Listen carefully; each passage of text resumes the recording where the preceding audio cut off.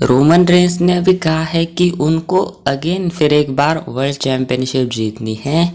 अभी Roman Reigns से सवाल पूछा जाता है कल के इंटरव्यू में, पॉल हेमन भी होते हैं उनके साथ, कि एक और वर्ल्ड टाइटल रेन के बारे में तुम्हारे क्या ख्याल है।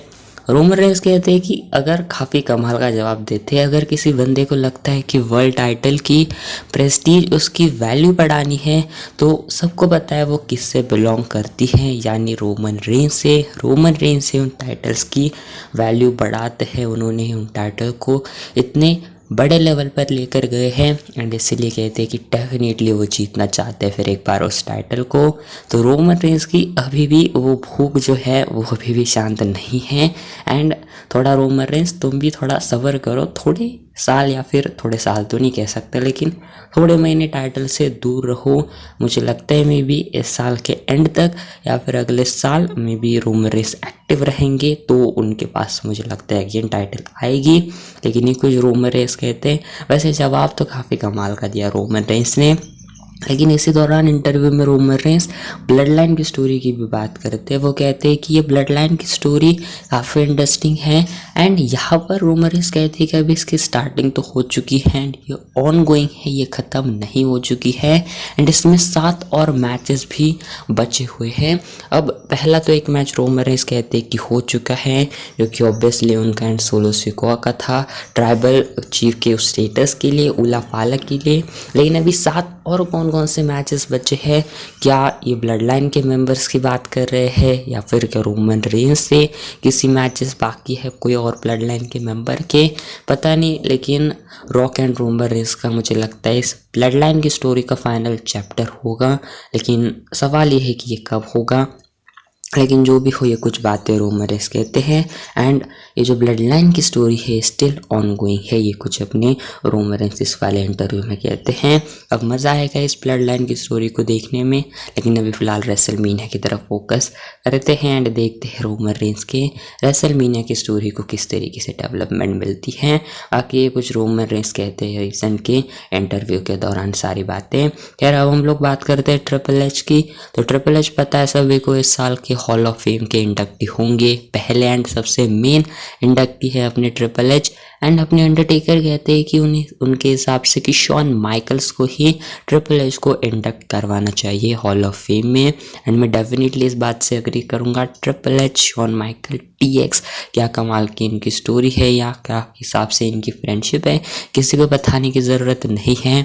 ऑन टेलीविज़न भी अभी देखते हैं तो काफ़ी कमाल की इनकी केमिस्ट्री दिखाई देती है जब भी एक साथ आते हैं। तो डेफिनेटली मैं इस बात से एग्री करूँगा। आपके हिसाब से क्या ट्रिपल एच को या फिर ट्रिपल एच को अपने शॉन माइकल्स के हाथों इंडक्ट होना चाहिए या फिर स्टेफनी मैकमैन के हाथों या फिर किसी और के हाथों उनको इंडक्ट होना चाहिए हॉल ऑफ फेम में, कमेंट में ज़रूर बताना। बात करते हैं ड्रू मैकिंटायर की। तो ड्रू मैकिंटायर का स्मैकडाउन का स्टेटस क्या है, तो अभी भी ये अनक्लियर ही है। पीडब्ल्यू इनसाइडर की अपडेट का कहना है कि ड्रू मैकिंटायर क्या इस हफ्ते के स्मैकडाउन में प्रेजेंट होंगे या फिर नहीं, इसके बारे में अनक्लियरेंस बातें हैं। अभी इसके बारे में कोई भी कंफर्म बातें कह नहीं सकते कि मैकिंटायर प्रेजेंट होंगे भी या फिर नहीं होंगे।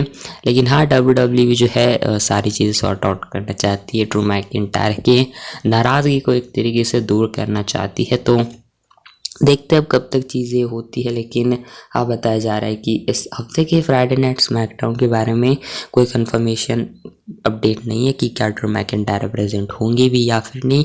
लेकिन देखते हैं, मुझे लगता है मे बी कुछ ना कुछ WWE चीज़ें सॉर्ट आउट करेगी एंड एक अच्छा मैच उनको रेसलमेनिया में डिलीवर करवाएगी। तो ये कुछ ड्रू मैकिंटायर के स्मैकडाउन के स्टेटस के बारे में अपडेट है। अब लेट्स सी किसके अगेंस्ट उनका मैच WWE करवाती है। आपके हिसाब से कौन सा एक परफेक्ट अपोनेंट हो सकता है ड्रू मैकिंटायर को रेसलमेनिया के लिए, कमेंट के अंदर आपकी ओपिनियन ज़रूर बताना। एंड ये कुछ ड्रू मैकिंटायर का इस हफ्ते का फ्राइडे नाइट स्मैकडाउन का क्लियर अपडेट है। बाकी बात करते हैं रॉयल रंबल के मर्चेंडाइज सेलिंग की। तो इस बार फिर एक बार अपने जॉन सीना वापस आ चुके हैं। तो उन्होंने टॉप करा है लिस्ट में। नंबर 1 पर है अपने जॉन सीना, नंबर 2 पर अपने American nightmare undisputed champion Cody Rhodes and number 3 के ऊपर है अपने जो जी ओसो है जिन्होंने जीता है अभी रॉयल रंबल, तो उनके हिसाब उन्होंने काफ़ी ज़्यादा थर्ड नंबर पर जो है मर्चेंडाइज सेल करवाई है। तो ये कुछ है मर्चेंडाइज सेलिंग की अपडेट। अपने जॉन सीना है नंबर टॉप के ऊपर, नंबर 2 के ऊपर कोडी रोड्स एंड नंबर 3 के ऊपर है अपने जी ओसो। तो ये कुछ WWE के रॉयल रंबल की मर्चेंडाइज सेलिंग है। बाकी बात करते हैं बेली की। तो बेली ने बात करी है एवोल्यूशन 2 के बारे में। एवोल्यूशन आपको पता है ये बहुत पहले 18-19 के अराउंड प्रीमियम लाइव इवेंट हुआ था, सिर्फ वुमेंस के लिए था।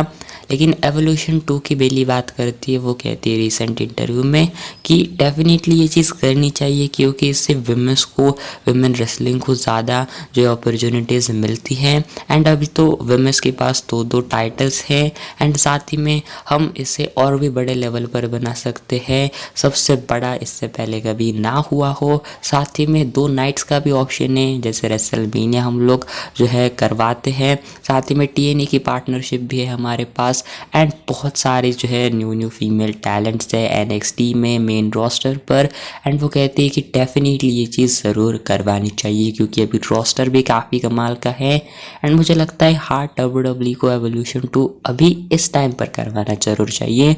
रेसलमेनिया के बाद मुझे लगता है मैं भी कर सकती क्योंकि अभी WWE के पास वुमेन्स रोस्टर काफ़ी कमाल का है। NXT पर देखो, स्मैकडाउन पर देखो, बेली ने डेफिनेटली सही बातें कही है।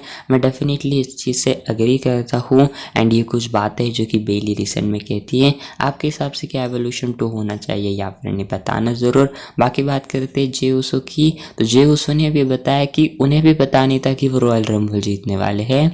हाँ, वो कहते हैं कि WWE ने उनको रॉयल रंबल के दिन ही कुछ घंटे पहले मैच से बताया कि आज तुम ये कारनामा करने वाले हो।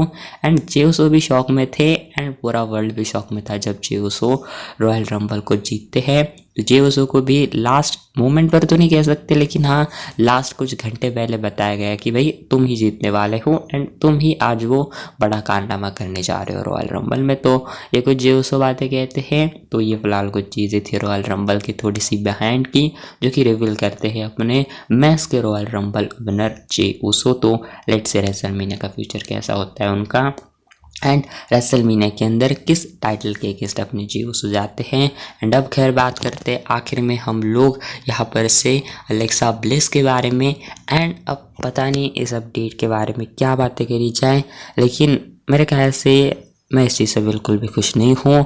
एंड बताया गया है कि अलेक्सा ब्लिस अब ट्रेड हो चुकी या फिर कह लो मूव हो चुकी है फ्राइडे नाइट स्मैकडाउन के ब्रांड में। अब पहले वो बताया गया था कि रॉ ब्रांड का हिस्सा होगी, लेकिन बताया गया कि ये पुराने डिसीजंस थे। अब चीज़ें बदल चुकी हैं एंड अब उनको स्मैकडाउन में भेज दिया गया है। मतलब क्यों भेजना है आपको स्मैकडाउन में? क्या सिर्फ वाइट 6 है इसीलिए? वाइट 6 का खुद का कुछ ढंग का चल नहीं रहा, मतलब बस इसके बारे में कुछ कहना नहीं चाहता। क्यों अलेक्सा ब्लिस के रिटर्न को, उनके मूवमेंट को ख़राब करना चाहते हो? इतना अच्छा उनको रिटर्न पर रिएक्शन मिला, इतना कमाल का उनके साथ जो है लोगों ने भी अच्छा उनको रिएक्शन दिया। मतलब पता नहीं भाई क्यों अपने पैर पर WWE कुल्हाड़ी मारना चाहती है। वाइट सिक्स को मैं बुरा नहीं कहता, लेकिन उनके साथ ही कुछ अच्छा नहीं चल रहा, तो क्यों अलेक्सा ब्लिस के बेकार में उनको जो है भेजकर उनका सारा का सारा WWE वेस्ट करना चाहती है टाइम। पता नहीं गॉडेस वाला कैरेक्टर WWE क्यों लाना नहीं चाहती, लेकिन खैर ये कुछ बात है। अलेक्सा ब्लिस होगी स्मैकडाउन ब्रांड का पार्ट। बाकी फिलहाल आज की वाली वीडियो बस इतनी सी थी एंड मैं मिलता हूँ नेक्स्ट वीडियो के अंदर।